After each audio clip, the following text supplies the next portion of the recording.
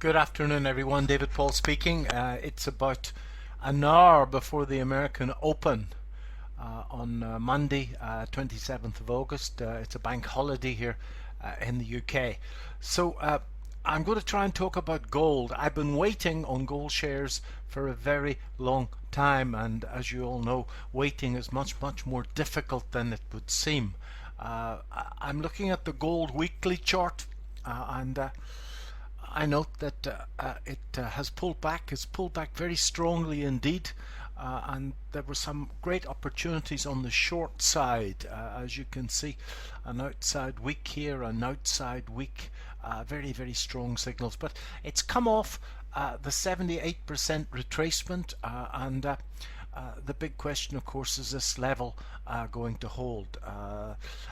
Gold has a propensity to disappoint like nothing else on the planet, and I know the animal well. In the 1980s, when I started to trade in South Africa, I paid for my first house on a gold mining company called Randgold Estates. I charted it by hand every single day. There's the daily chart, and as you can see, apart from this doji, the 78% retracement, a very important fib level, is held. On Friday we had an outside day, but nevertheless the trend as defined by my 21 period, my 51 period, 55 period moving average and the 89 period moving average still strongly down indeed. So is this level going to hold? Well, it looks really exciting, folks, and I've been waiting. This is Randgold Resources, and I'm going to go out of my PowerPoint now and go into VectorVest itself. We'll be able to see this a little bit clearer. This is Randgold Resources. It's the big dog on the London stock market, and this is a 5-year weekly chart. Now, those of you that are familiar with the work of Richard Wyckoff should be able to see what Wyckoff would have called a spring, and as you can see, resistance, and it pulled back and kissed that old top twice, in fact, moves up, can't make a new high, and it's pulled back and taken out this low. Now, Wyckoff would be very interested in getting aboard if it should close on a weekly basis above this particular line. And that's the Wyckoff spring, and it's something that I've used for a very long time on all time frames. Works beautifully on a 5-minute chart of the S&P 500, for example. Now, what's more interesting than this is a derivative of this that was first put down in paper around the same time as Wyckoff was putting his particular work out. But to my best knowledge, the two gentlemen, Wyckoff and Gartley, didn't speak, but Gartley in fact felt that if it pulled back where this distance and this distance were the same, that he named that pattern. It's been called by my friend Larry a Gartley 222, because he found it on page 222 of Gartley's book.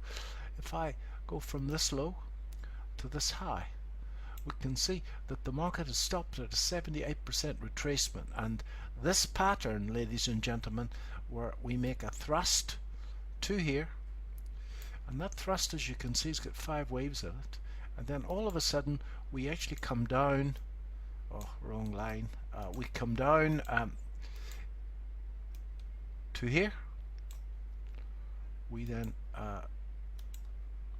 move up to there, and we come down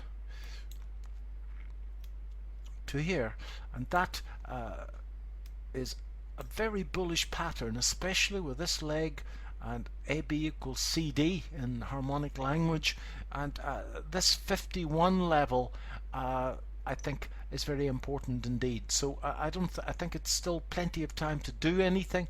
We can certainly wait until we get some form of confirmation. You can wait until it breaks above this old top, which is where Wyckoff would have thought of getting aboard. But nevertheless, for those of you that are contrarian traders, this looks, and like the harmonics, this looks at a very good place where those people who can manage risk well and can size their positions properly could look for a high risk to reward trade in a gold mining share. Nevertheless, they are not for the faint-hearted.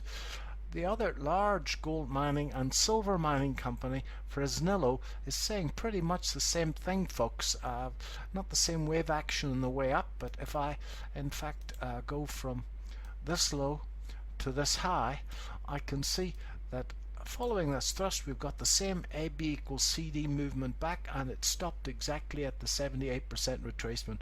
A lot of work. It's still on sell recommendation on VectorVest, and certainly waiting on a buy recommendation on VectorVest would be a good place to get on board.